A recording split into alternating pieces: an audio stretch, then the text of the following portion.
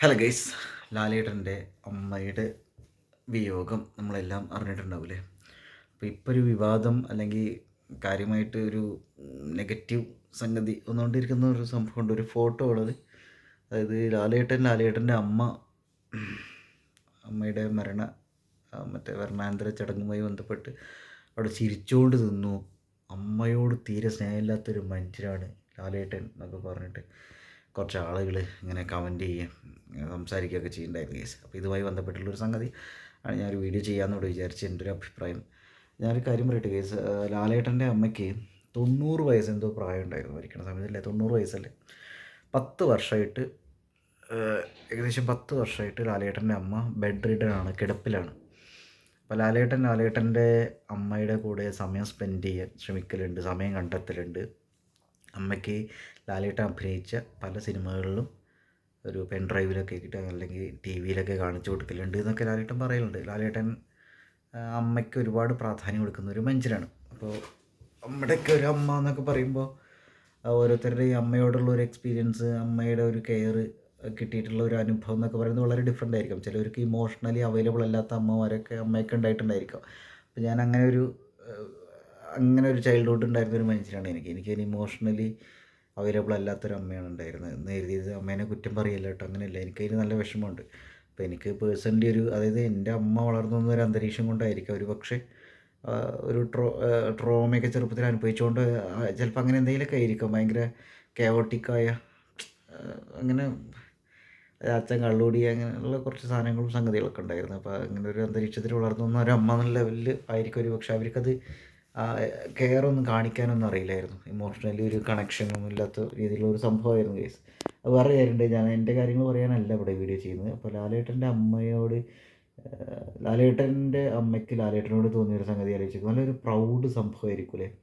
അതായത് ലാലേട്ടൻ പേര് കേട്ട ഒരു നടൻ, ഒരുപാട് നല്ല കാര്യങ്ങൾ ചെയ്യുന്നു, ഒരുപാട് സിനിമകളിൽ അഭിനയിക്കുന്നു, ഒരുപാട് ആളുകളുടെ മാതൃകാ പുരുഷൻ, ഇൻസ്പിരേഷൻ അല്ലേ, അങ്ങനെ പ്രചോദനമൊക്കെ ആയിട്ടുള്ള ഒരു മനുഷ്യൻ, ഒരു മോട്ടിവേഷൻ.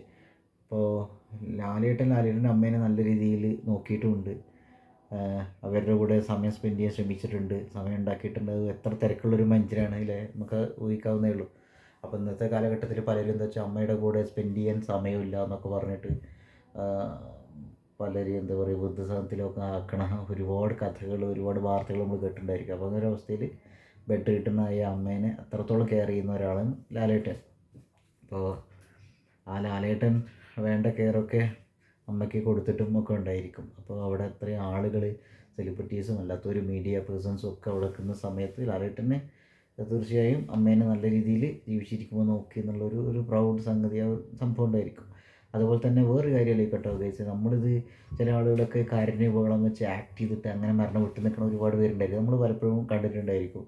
ചില ആൾ ഉള്ളിൽ അവർക്ക് വലിയ സങ്കടമൊന്നും ഉണ്ടാവില്ല, പക്ഷെ പുറത്ത് ഇങ്ങനെ ഷോ ഓഫ്, പട്ടി ഷോ കാണിക്കും.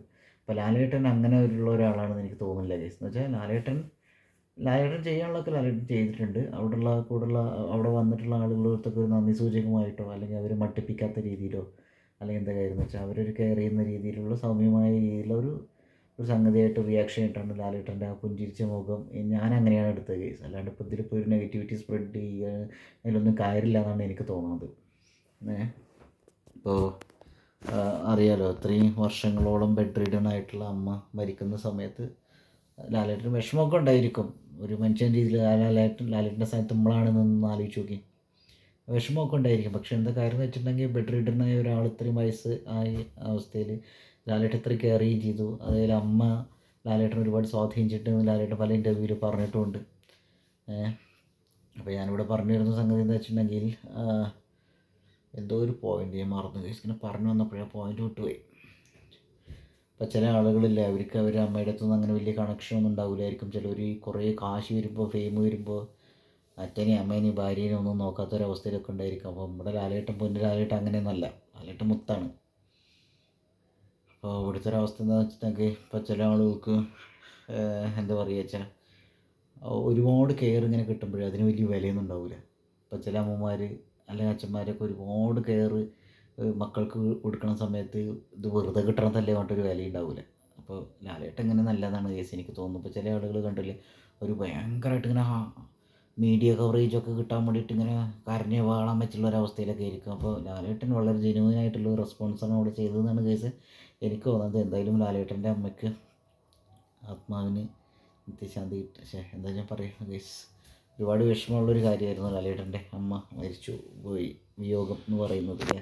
അപ്പോൾ ലാലേട്ടൻ്റെ ആ സങ്കടത്തിൽ നമ്മളെല്ലാവരും പങ്കുചേരുക നമ്മളെ കേസ് നമുക്ക് ചെയ്യാവുന്ന ഒരു കാര്യം. അപ്പോൾ ലാലേട്ടൻ്റെ ജീവിതത്തിലെ വളരെ ഇമ്പോർട്ടൻ്റ് ആയിട്ടുള്ള ഒരാൾ പോയി. അപ്പോൾ ലാലേട്ടൻ അനുഭവിക്കുന്ന ഒറ്റപ്പെടലും ആ ഒരാൾ അത്രയും ക്ലോസ് ടു ഹാർട്ടായിട്ടുള്ള ഒരാൾ നമ്മുടെ ലൈഫിൽ നിന്ന് പോകുമ്പോൾ നമ്മൾ അനുഭവിക്കുന്ന ഒരു സംഭവം ഒരു സംഗതി ഉണ്ടാവില്ല കേസ്.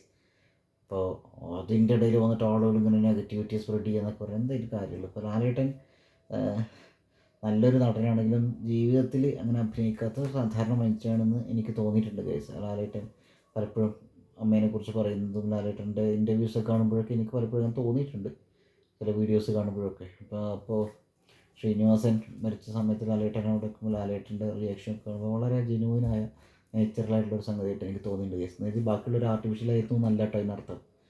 അപ്പോൾ എന്തായാലും ഇവിടെ ഇങ്ങനെ നെഗറ്റിവിറ്റി സ്പ്രെഡ് ചെയ്യേണ്ട ഒരു കാര്യമില്ലെന്നാണ് എനിക്ക് തോന്നുന്നത്. ഇപ്പോൾ ചില ആൾക്കാർക്ക് ഇപ്പോൾ ലാലേട്ടന് ഇഷ്ടമില്ലാത്തവരൊക്കെ ഉണ്ടായിരിക്കും, ചിലപ്പോൾ അങ്ങനെയുള്ളവർക്കായിരിക്കും ചിലർ നെഗറ്റിവിറ്റി സ്പ്രെഡ് ചെയ്യുന്നത്. അതേപോലെ വേറെ ചില ആളുകൾ എന്താണെന്ന് വെച്ചാൽ എന്ത് കണ്ടാലും ഈ നെഗറ്റീവ് സാധനം കാണാൻ ആഗ്രഹിക്കുന്ന ചില ആളുകളുണ്ടാകും. അപ്പോൾ അവരുടെ ആ കണ്ണുകളിലൂടെ നോക്കുമ്പോൾ, ദൂഷിച്ച കണ്ണുകളിലൂടെ നോക്കുമ്പോൾ ഒക്കെ നെഗറ്റീവായിട്ട് തോന്നുന്നുണ്ടായിരിക്കും. അപ്പോൾ എന്തായാലും ഒരു സാധാരണ മനുഷ്യനല്ലേ, അങ്ങനെ ആലോചിച്ച് നോക്കുക. ആൾ വലിയ നടനാണ്, സെലിബ്രിറ്റിയാണ്, ഒക്കെ ശരിയാണ്. പക്ഷേ എല്ലാവരുടെ ഉള്ളിൽ ഇമോഷൻസും ഒക്കെ ഉണ്ടായിരിക്കും, ഫീലിങ്സൊക്കെ. അങ്ങനെ ആലോചിച്ച് നോക്കുക, ലാലേട്ടൻ്റെ സ്ഥാനത്ത് നമ്മളായിരുന്നെങ്കിൽ ഒന്ന് ആലോചിച്ച് നോക്കുക. അപ്പോൾ എന്തായാലും എനിക്കിപ്പോൾ അതിൽ അങ്ങനെ പുഞ്ചിരി തൂക്കി അവിടെ നിന്നു എന്നുള്ളതുകൊണ്ട് എനിക്ക് എന്തോ ഒരു നെഗറ്റീവായിട്ടുള്ളൊരു സംഗതിയായിട്ട് എനിക്ക് തോന്നിയില്ല കേസ്. എന്താ പറയുക, തികച്ചും സ്വാഭാവികമായ രീതിയിൽ അല്ലെങ്കിൽ വളരെ ജെന്യൂനായിട്ടുള്ള റെസ്പോൺസായിട്ടാണ് എനിക്ക് തോന്നിയിട്ടുള്ളത്. എന്തായാലും സ്നേഹം.